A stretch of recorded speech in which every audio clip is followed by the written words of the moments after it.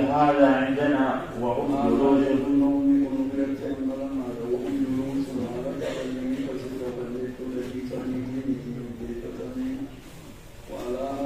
وعلى هذا حمله عبد الرحمن بن مهدي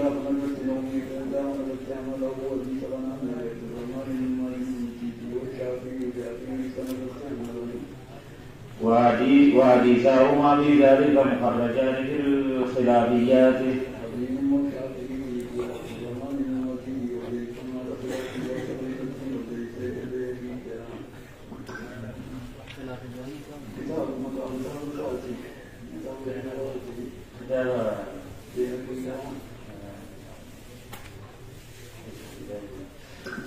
قال أخبرنا أبو أيوب الأنصاري قال أخبرنا أبو بكر بن مجاهد قال حدثنا أبو داود قال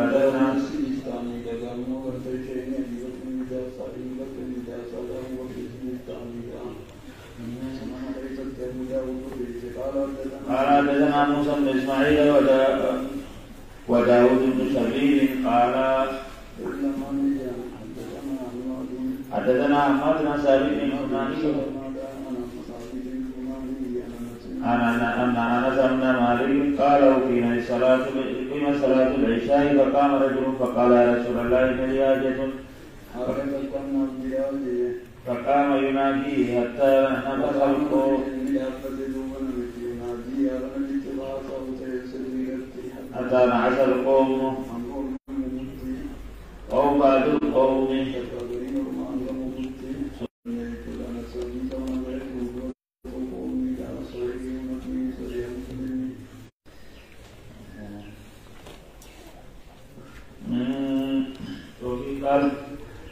أخرجه مسلم في صحيح من حديث عمار بن سلمة دون قول ولم يذكر موضوعا.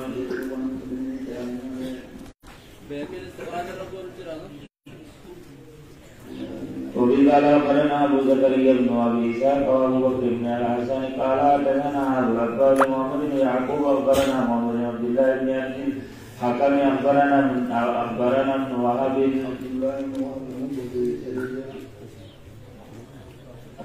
قال وحدثنا بحر بن ناصر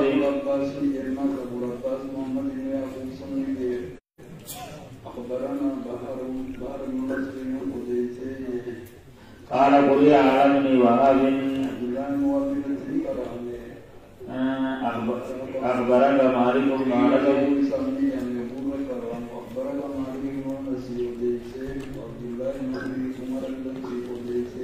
ويونس بن يزيد والليث بن سعد وابن سمعان عن أبي أن عبد الله بن عمر كان ينام وهو جالس ثم يصلي ولا يتوضأ.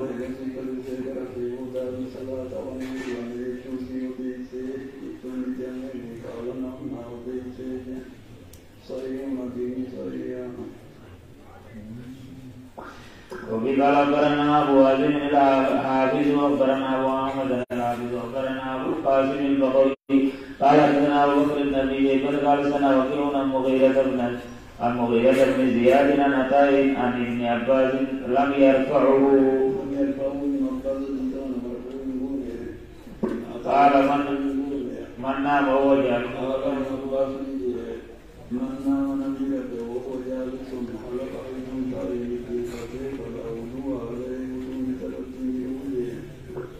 فجاب عليه الوضوء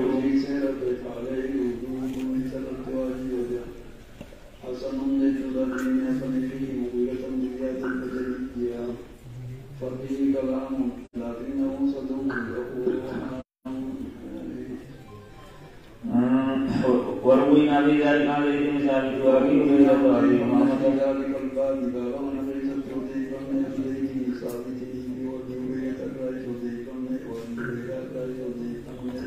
وابي امامه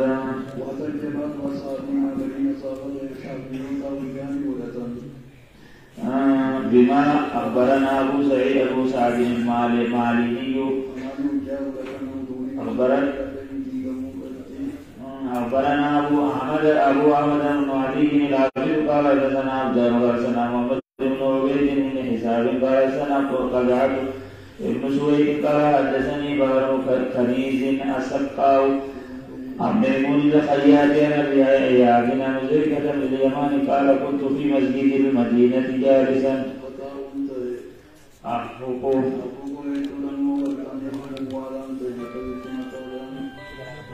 واقتدنني رجل من خلقي فالتفت واذا انا بالنبي صلى الله عليه وسلم فقلت يا رسول الله هل وجب علي وضوء؟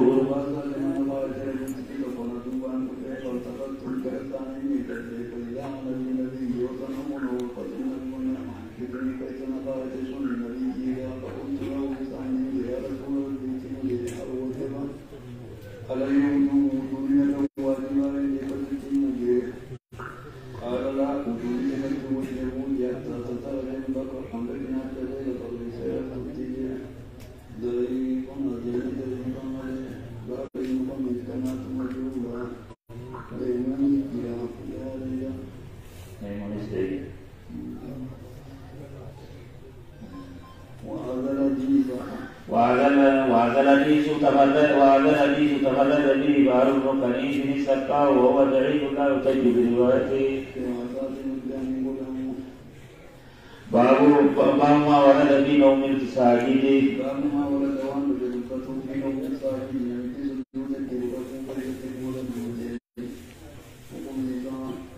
وفي قال أخبرنا أبو الحسن علي بن أحمد بن عبدان قال أخبرنا أحمد بن عبيد بن السفار قال حدثنا محمد بن شهادان الجوهري قال حدثنا زكريا بن علي قال سمع سلام بن حرب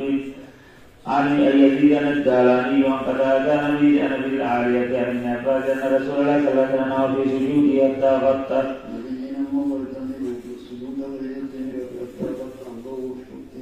ونبغى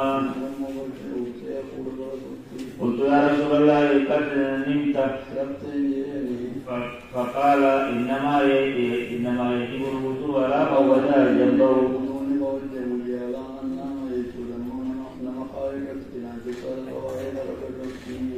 فإنه إذا وجه جنبه استغرقت مواصله.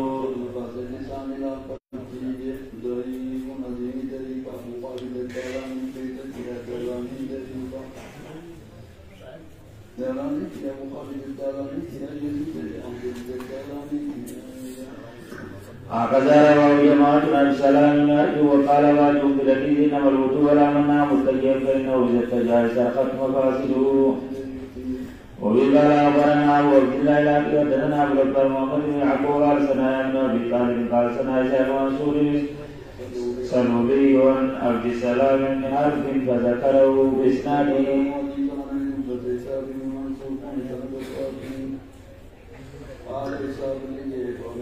قال رسول الله صلى الله عليه وسلم لا يجوز الوضوء ولا من نام جالسا او قائما او ساجدا حتى يدع جنبه فانه اذا وضع جنبه سقط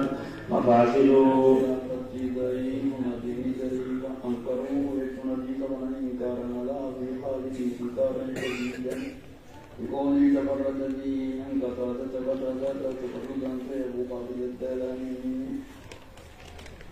وقصد عنه البخاري فقال بهذه لا شيء البخاري ما ليس فيه وانكر السماء البخاري انكر السماء يعني فقد السماء قوله تفرد بهذا الحديث على هذا يزيد بن عبد الرحمن ابو خالد الجلالي قال ابو عيسى اكلني سالت محمد اسماعيل البخاري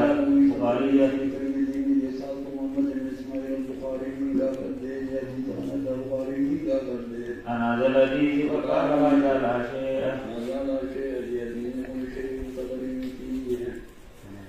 رواه سعيد بن ابي عروبة قال من عباس قوله ولم يذكر في ابي العالية ولم يذكر لي طول المرسلين النبي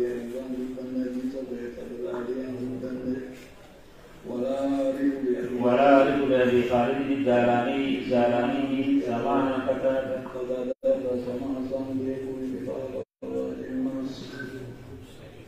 وفي قال أخبرنا أبو علي الجزاري أخبرنا أبو بكر بن زاهد قال أبو داود سجستاني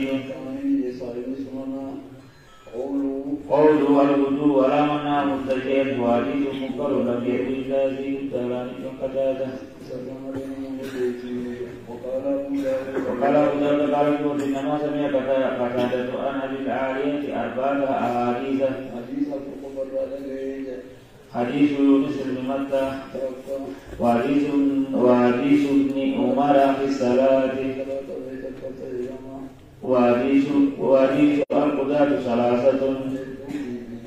وحديث ابن عباس حدثني رجال مرديون منهم عمر وأرضاهم عندي عمر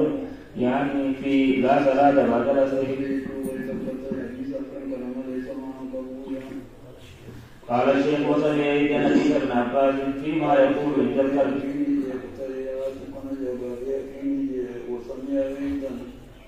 وسمع أيضا حديث ابن عباس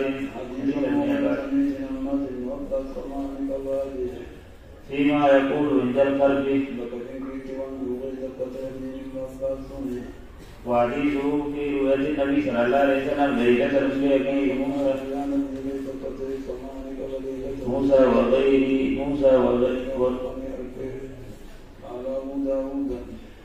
قال أبو داود وذكرت حديث يزيد الداراني لعمل بن حنبل فقال ما ليزيد الداراني يخبر على أصحابه ما ليزيد الداراني ما تصلت يزيد ونبي يدخل ونفسه فأفسق سينجس ولا على أصحابه كتادنا درزا بطاقة ويصل سينجس ومكي سافصلة يزيد درزا بطاقة بطاقة سمان قبل قيامة. قال الشيخ يعني به ما ذكره البخاري من أنه لا يعرف يحدون مسجد صدره وسينجس نفسه ما ذكره البخاري وعن البخاري من أنه لا يقبل يأتي بطاقة بالأبي خالد الداراني سماه بطاقة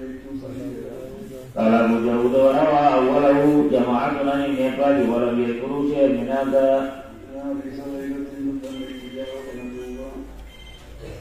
وقال إكرمة كان النبي محفوظا.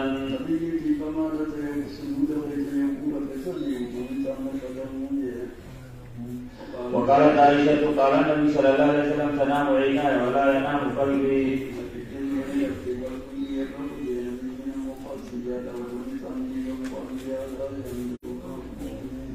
وفي قال أخبرنا أبو الحسن بن عبدان قال سنا بن نورين قال سنا إسماعيل القاضي قال حدثنا جرير بن عامر قال سنا حماد بن سلمة عن أيوب وأمية بن حماد بن الكوفي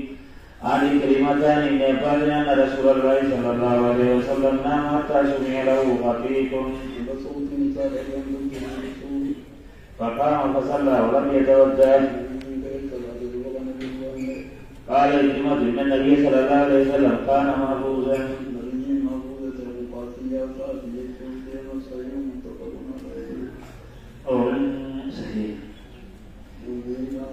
وفي قال أخبرنا أبو الحسن بن بشران العقل ببغداد قال أخبرنا علي بن محمد البصري قال سنة بن أبي مريم قال حدثنا الفريابي قال حدثنا سفيان عن سلمة بن قريش عن قريش عن ابن عباس أن النبي صلى الله عليه وسلم نام حتى نفر ثم قام فصلى ولم يتوضأ.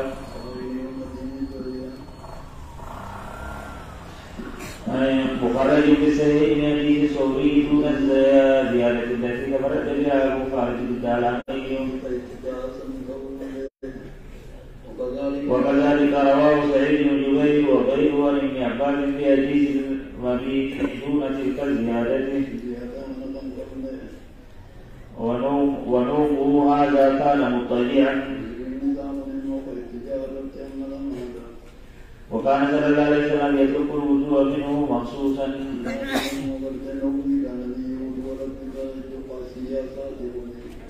والذي يدل عليه ما أخبرنا وبالله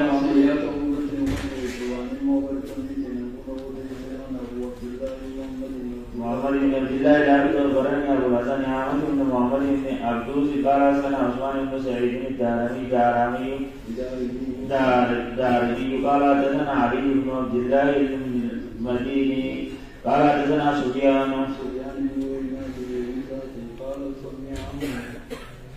قال سمع عمرو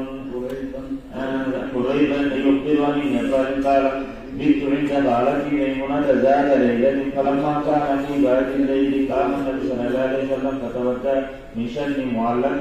وضوءا خفيفا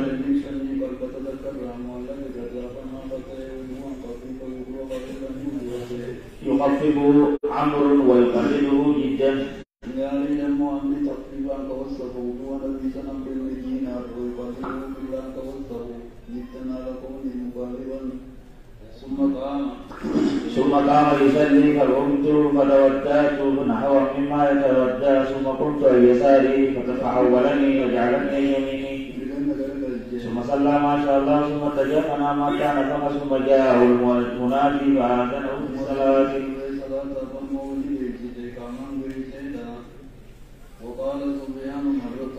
وقال سفيان مرة أخرى ثم قام إلى الصلاة فصلى بنا ولم يتودأ.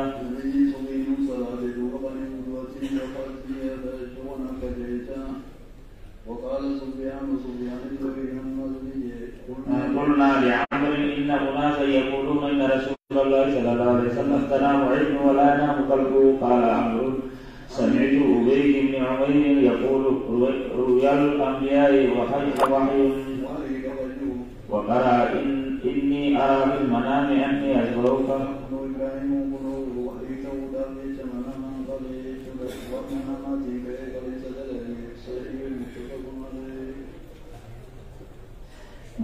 قال رواه البخاري في الصحيح عن علي المهدي من المدينة ورواه مسلم عن محمد بن عاصم وابن أبي عمر عن سفيان بن عيينة إلا أنهما قال سفيان وهذا للنبي صلى الله عليه وسلم خاصة لأنه بلغنا أن النبي صلى الله عليه وسلم تنام عينه ولا ينام قلبه. وبقال أخبرنا عبد الله بن أخبرنا أبو الحسن بن عبد قال سنة عثمان الدارمي قال حدثنا القعنبي فيما قرأ على مالك عن سعيد المقبري وعن أبي سلمة بن عبد الرحمن عائشة في حديث ذكره في صلاة الليل قالت فقلت قال أيت المولي قالت عائشة عن قالت سيد قالت تقوتي قال أيت أبي سلمة قالت عائشة عن فقلت لي يا رسول ربي أتنام قبل أن تنتهي اليوم من كلام حتى ينجيني. فقال يا عائشة إن عيني تنامان ولا ينام قلبي. إن عيني تنامان ينام قلبي ولا ينام قلبي صحيح متفق عليه.